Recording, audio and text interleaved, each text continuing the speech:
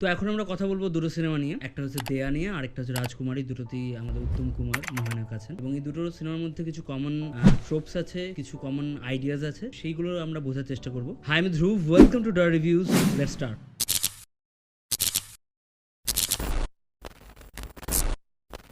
তো প্রচুর দিন পর সিনেমা নিয়ে কথা বলছি, তো আমি একটু এক্সাইটেড ফিল করছি অবভিয়াসলি। এবং রিসেন্ট আমি দিয়ানিয়া সিনেমাটা দেখেছি এবং বহুবার দেখেছি আমি সিনেমাটা। রিসেন্ট দেখে আমার একটা জিনিস স্টাক হলো মাথায়, সেটা হচ্ছে যে দিয়ানিয়ার প্রথমবার যখন দেখি তখন আমার উত্তম কুমারের যে ক্যারেক্টারটাকে তাকে খুব রিবেল মনে হয়েছিল, তাকে আমি আইডলাইজ করতাম। কিন্তু তারপরে বুঝতে পেরেছি সেকেন্ড বা পরের দিকে যখন দেখেছি তখন মনে হচ্ছে যে তার বাবা কমল মিত্র কিন্তু তাকে ঠিক কথা বলেছিল। উত্তম কুমার যে ক্যারেক্টারটা সে ওখানে গায়ক হয়েছে, রেবিলিয়াস, তার বাবার কথা শোনে না। তার বাবা একটা কোম্পানি চালায়, বড়লোক, এবং সে দেখাচ্ছে যে তার বাবার জিনিসপত্র সে বেশি মানে না, তো সে ওখান থেকে ছেড়ে চলে এসে কলকাতায় আছে এবং সে ড্রাইভারি করছে, কিন্তু ছদ্মবেশে গান ফান গায় এবং যথেষ্ট বেশ ফেমাস হয়ে গেছে অভিজিৎ মানে নাম করে। এবার এখানে আমরা প্রথমে কি দেখতে পাই যে কমল মিত্র বেশ রেগে গেছে কেন উত্তম কুমারের উপর, এবং সেই কারণে উত্তম কুমার লখনৌ ছেড়ে কলকাতা আসছে। সেটার প্রধান কারণ হচ্ছে যে উত্তম কুমার কোন একটা কাজ বা কোন একটা মানে তাকে কাজ দেওয়া হয়েছিল, সেটা সে করেনি, সেই কারণে কোম্পানি 2 লাখ টাকা লস হয়েছে। এবার দেখুন সিনেমাটা যেই টাইমে বেরিয়েছে ওই টাইমে যদি 2 লাখ টাকা লস হয়, প্রচুর বেশি লস, মানে এই টাইমে তো হয়তো 40-50 লাখ টাকা বেশি লস হয়ে গেছে। আর সত্যি করে বলতে গেলে আমি যদি আমার বাবার 1,000 টাকা হারিয়ে ফেলি, আমার বাবা আমাকে কি অবস্থা করবে আমি জানি। তো উত্তম কুমার এরকম করার পরে যে রিবেল ভাবে বেরিয়ে যেতে পারছে, সেটা কমল মিত্রর বারাপ্পান ছাড়ার কিছু নয়, বা খুবই সে পুত্র স্নেহে মুগ্ধ। তাই অ্যাকচুয়ালি বড় হওয়ার পর বুঝতে পেরেছি যে সিনেমাটা কিন্তু আরো অনেক কিছু বলছে। ফার্স্ট অফ অল আমাদেরকে বুঝতে হবে যে উত্তম কুমার যখন লখনৌ থেকে কলকাতা আসে, তরুণ কুমার যে তার প্রিয় বন্ধু হিসেবে ওখানে দেখা যায়, এবং তার ওয়াইফকে লিলি চক্রবর্তীর ব্যাপারে কিছুই বলতে পারবো না আমি, মানে just looking like a wow, so elegant, so beautiful. এত সুন্দর একটা মহিলা, এত সুন্দর স্বচ্ছভাবে তিনি অভিনয় করে গেছেন পুরো সিনেমা জুড়ে, এবং দুই বন্ধুর মাঝখানে এত সুন্দর, মানে তনুজাকে আমরা পরে দেখতে পাই এবং তনুজাকে যথেষ্ট হাইট করা হয়েছে, কিন্তু লিলি চক্রবর্তীর ক্যারেক্টারটা খুব সুন্দর মানে ফুটে উঠেছে, মানে যে একটা সরল একটা মধ্যবিত্ত ঘরের বউ, দারুণ। এই তরুণ কুমারের যে ক্যারেক্টারটা, সে হচ্ছে যে আমাদের উত্তম কুমারের বাল্য বয়সের বন্ধু, মানে কলেজ লাইফের বন্ধু। এবং এইখানে উত্তম কুমার যখন তাদের বাড়িতে ওঠে এবং বলে আমি বাড়ি ছেড়ে চলে এসেছি, তো তখন তাকে উত্তরের মানে উত্তম কুমারকে তরুণ কুমার এবং তার বউ বলে যে তোমার জন্য তো এই বাড়িতে একটা ঘর রেখে দেওয়া হয়েছে। পরে আমি বুঝতে পারি যে এরকম সত্যি করেই কি আমাদের বন্ধুরা আমাদের জন্য এরকম ঘর রাখতে পারে।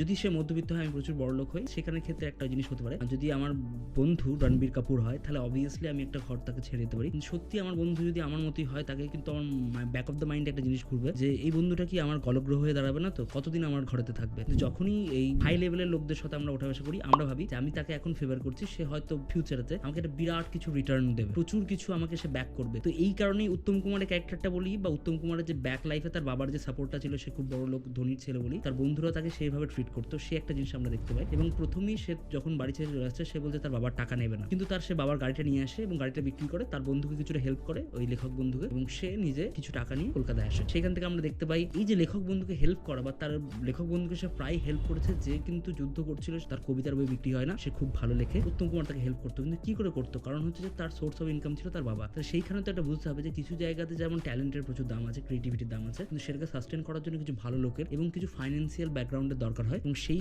বন্ধুটার একটা ফাইন্যান্সিয়াল ব্যাকগ্রাউন্ড হিসেবে কিন্তু উত্তম কুমারের ফ্যামিলি কাজ করে গেছে। তো উত্তম কুমার যে যখন টাকা পয়সা ছেড়ে চলে এলো, সে শুধুই যে নিজেকে নিঃস্ব করলো তা নয়, সেই বন্ধু যে কবিতা লিখতো তাকেও কিন্তু সে এক টাইমের জন্য নিঃস্ব করে চলে এসেছিল। তার যে ভারপ্রাপ্ত, সেটা উত্তম কুমারই দেখতো। পরে তার শেষের দিকে আমরা সিনেমা দেখতে পাই যে তার একবার মরমর অবস্থা, তখন উত্তম কুমার সবার সামনে এসে গান টান গায়। আরেকটা জিনিস দেখতে পাই, উত্তম কুমার খুব তাড়াতাড়ি একটা হৃদয় হরণ ক্যারেক্টারের নাম নিয়ে এই তনুজাদের বাড়িতে, মানে পাহাড়ি সান্যালের বাড়িতে একটা চাকরি নিয়ে নেয়। এবার এই পাহাড়ি সান্যাল ক্যারেক্টারটা খুবই ইন্টারেস্টিং, উনি বিভৎস ভালো একজন অভিনেতা এবং এত সুন্দর লাগে আমাদের। এবং সেখানে তনুজাকে দেখা হয় যে তনুজা একজনের প্রেমে পড়ছে, কিন্তু সেটা উত্তম কুমার নয়, সেটা অভিজিৎ বলে যে গায়কটা, তার প্রেমে পড়ছে। এবার এখান থেকে আমরা বুঝতে পারি যে একটা ফ্যাসিনেশন মহিলাদের ক্ষেত্রে বিশেষ করে দেখা যায়, পুরুষদের ক্ষেত্রেও দেখা যায় কম। আমার এক্সপিরিয়েন্স থেকে বলছি, ওরকম নাও হতে পারে যে আমরা কোনো সেলিব্রিটি ক্রাশ যেটাকে বলে, হয়তো তাকে আমি দেখিও নি, তার জাস্ট ভয়েস শুনে বা তার যে ক্যালিবার শুনে প্রেমে পড়া, এই জিনিসটা কিন্তু খুব কমন, বহু আগে থেকে হয়ে আসছে। আমরা সেলিব্রিটিদের আগে বেশি প্রেমে পড়তাম, আমাদের পাস্ট লাইফ তাদের জানতাম না। এখন আমরা নানা রকম লোকজনদের প্রেমে পড়ি, ইনফ্লুয়েন্সারদের প্রেমে পড়ি, এই ধরনের, কারণ আমরা তাদের ব্যাকগ্রাউন্ড জানি না, কিছু জানি না, স্টিল আমরা প্রেমে পড়ছি। তো প্রেমের প্রধান শর্ত হচ্ছে একটা মানুষ আর একটা মানুষকে জানবে, তার দুঃখ,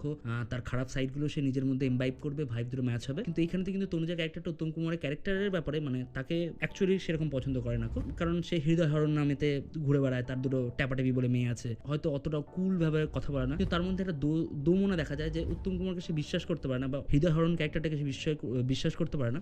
তার প্রধান কারণ হচ্ছে হৃদয় হরণ কি করে কারণ না হবে। এবং উত্তম কুমার যে ধরনের মানে একটা বডি স্ট্রাকচারে সেখানে আছে, স্লিম ভাবে তার চুলগুলো এখানে কার্লি হয়ে পড়ে আছে, এবং উত্তম কুমার যে ফিনিশের সাথে সেখানে অ্যাক্টিং করছে, আপনি লিলি চক্রবর্তীর বাড়িতে যখন যাবে বা তরুণ কুমারের যখন বাড়িতে যাবে, উত্তম কুমারের যে মুভমেন্টগুলো দেখবেন, দরজার কাছে দাঁড়ানো, তার যেভাবে হিউমারগুলো সে যেভাবে অ্যাপ্লাই করছে, বা দোলে দোদুল দোলে দুলনা, এই গানটাতে যখন দুই বন্ধু মিলে গাইছে, তার মুভমেন্টগুলো এত ফাইন। আমার মনে হয় খুব কম অ্যাক্টর ইন্ডিয়াতে এইভাবে ফাইন ভাবে কথা বলতে বলতে মুভ করতে পারে। ইভেন থিয়েটার অ্যাক্টররাও এত ফাইন ভাবে ক্যামেরার সামনে মুভ করতে পারে না। এই কারণে কিন্তু উত্তম কুমার তার যে একটা অরা ছিল সিনেমা মানে স্টেজের মধ্যে মানে ক্যামেরার সামনে, সেটা কিন্তু খুবই কম অ্যাক্টর পৃথিবীতে ছিল। এবং সেখান থেকে আমি বুঝতে পারি যে ড্যানিয়েল ডে লুইসের সাথে তার কম্পিটিশন একটা চলে। এইবার এই সিনেমাটা যখন আমি লাস্ট টাইম দেখলাম, আমার একটা এক্সপিরিয়েন্স আরেকটা হলো যে এখানেতে কমল মিত্র ভুল, উত্তম কুমারও ভুল। কারণ সব থেকে বেশি এখানে যে পেন ফিল করছে সেটা হচ্ছে উত্তম কুমারের মারা সারা জীবনই স্যাক্রিফাইস করে যায়, তাদের কাছে ফ্রিডম থাকে না, তারা কখনোই বাড়ির ছেলে মেয়েদেরকে এবং বরকে কিছু জানাতে পারে না। এবং সেইখানে যখন কমল মিত্র এবং উত্তম কুমারের মধ্যে ঝামেলা হচ্ছে, কমল মিত্র নিজের লাইফ নিয়ে আছে, নিজের রাগ নিয়ে আছে এবং নিজের কোম্পানি নিয়ে আছে, তার কাছে ফাইন্যান্সিয়াল ইন্ডিপেন্ডেন্স আছে এবং সে তার ছেলেকে চলে যেতে বলতে পারে। উত্তম কুমার এখানে সে রিবেলিয়াস, তার বন্ধু আছে কলকাতাতে, সে ওখান থেকে বেরিয়ে আসতে পারে এবং অবভিয়াসলি তার বন্ধুর কাছে সে থেকে সে গানে মানে গায়ক হওয়ার পার্সিউ করছে। কিন্তু মেন যে প্রবলেমে পড়েছে, সব থেকে যার কষ্ট হচ্ছে, সেটা হচ্ছে ছায়াদেবী বা উত্তম কুমারের যে মা হয়েছে এখানে, সে কনস্ট্যান্টলি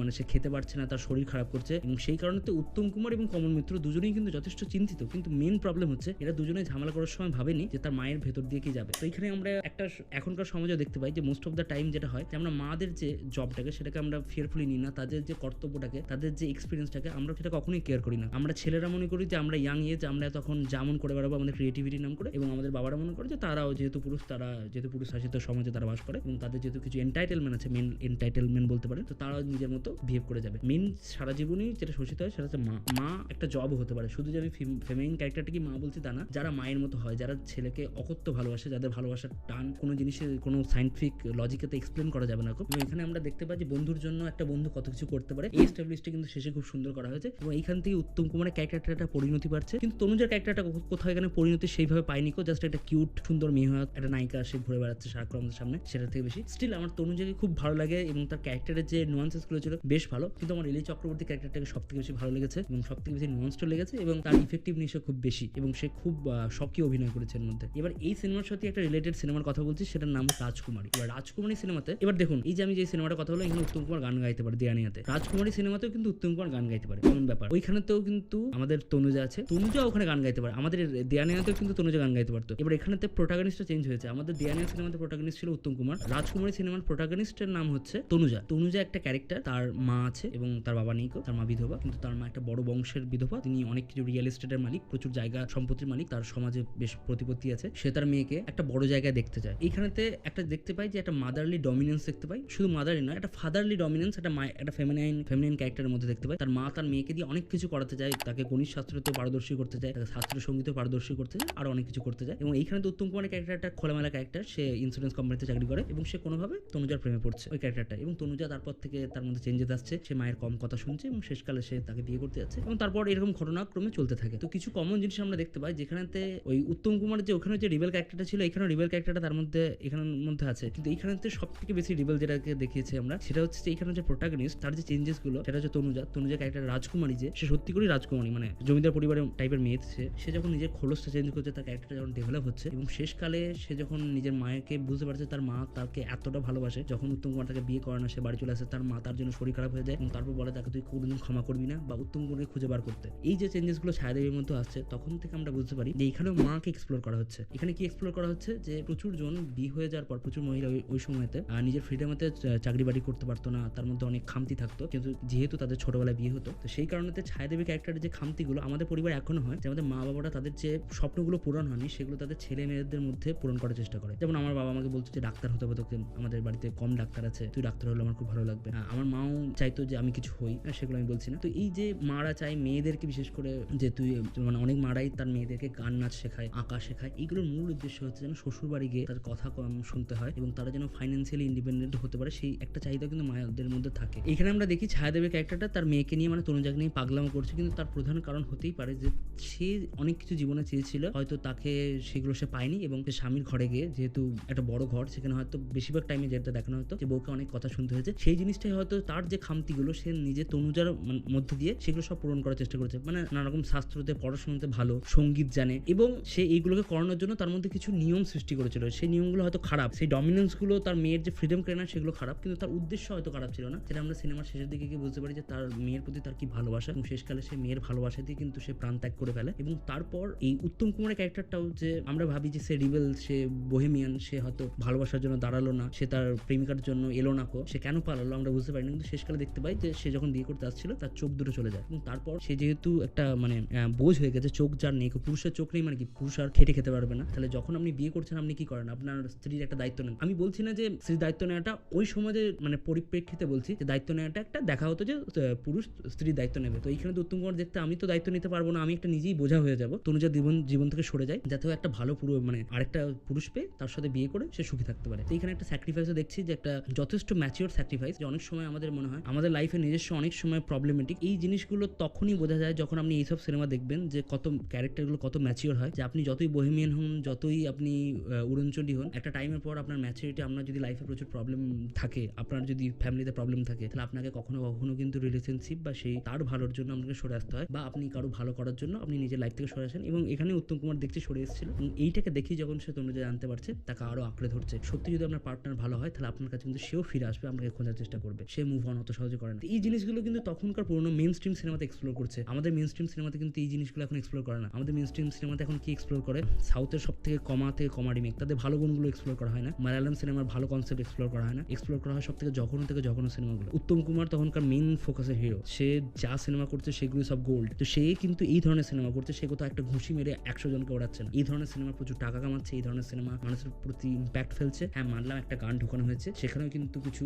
একটা পেট্রিয়ার্কি ছাপ সব জায়গাতেই থাকে, সেখানে আছে, কিন্তু সেই সিনেমাগুলো এক তো হাসির, বিভৎস হাসির সিনেমা। আপনি রাজকুমারী আর দেয়ানিয়া দুটোরই কথা বললাম, দুটোতেই আপনি মজা পাবেন, দুটোতেই আপনি রোম্যান্স পাবেন। সব থেকে ভালো হচ্ছে যে এই ফিমেল ক্যারেক্টারগুলোকে খুব সুন্দর এক্সপ্লোর করা হয়েছে। আর একটা জিনিস এক্সপ্লোর করা হয়েছে, সেটা হচ্ছে গায়ক এবং গায়ক সত্তাটাকে, যে একটা গায়ক সে তার গান গাওয়ার জন্য সে কোন কোন দিকে যেতে পারে, সে নিজেকে কিভাবে আবিষ্কার করতে পারে, এই জিনিসগুলো কিন্তু দুটো সিনেমাতে ভালো করে এক্সপ্লোর করা হয়েছে। আর একটা তো হচ্ছে যে ফ্যামিলি ড্রামা যেটাকে বলা হয়, এই দুটো সিনেমার মধ্যে খুব বিদ্যমান এবং কমন কয়েকটা ক্যারেক্টার, যেমন ছায়া দেবী দেয়ানিয়াতে উত্তম কুমার মা হয়েছিল, রাজকুমারীতে আমাদের প্রোটাগনিস্ট তনুজার মা হয়েছে, মানে প্রোটাগনিস্টের মা সে হচ্ছে পাহাড়ি সান্যাল, তনুজার মা দুটো জায়গা দিয়ে তনুজার মামা হয়েছে দুটো সিনেমাতে। এরকম কমন কয়েকটা ক্যারেক্টারকে আপনি তরুণ কুমারকেও দেখতে পাবেন, দুটো সিনেমাতেই আছে, এবং কমন কয়েকটা ট্রোপ, কমন কয়েকটা ক্যারেক্টারকে দেখতে পাবেন। এবং তনুজা আর উত্তম কুমারের হয়তো এটা অদৃষ্টে ছিল বা ভাগ্যে ছিল যে একই ধরনের দুটো সিনেমার কাছাকাছি করার, এবং সিনেমা দুটো দুর্দান্ত করার, এবং আমার দুটো সিনেমা দুর্দান্ত লেগেছে। এবার এই ছিল আমার পার্সপেক্টিভ দুটো সিনেমা থেকে। বুর্জুয়া পার্সপেক্টিভ বলতে পারেন, দিয়ানার মধ্যে একটা থাকতেই পারে, তার বাবাকে বুর্জুয়া ভাবতাম, এখন আর ভাবি না। আমি রাজকুমারীতে ভাবতাম যে তার মা হয়তো সত্যি খারাপ, কিন্তু এখন আমি রাজকুমারী মাকে এরকম খারাপ চোখে দেখি না, এবং অবভিয়াসলি আমি মহিলাদেরকে এবং মাদেরকে অন্য পার্সপেক্টিভে দেখা শুরু করেছি, এবং রিবেল লোকদেরকেও আমি অন্য পার্সপেক্টিভে দেখা শুরু করেছি। তো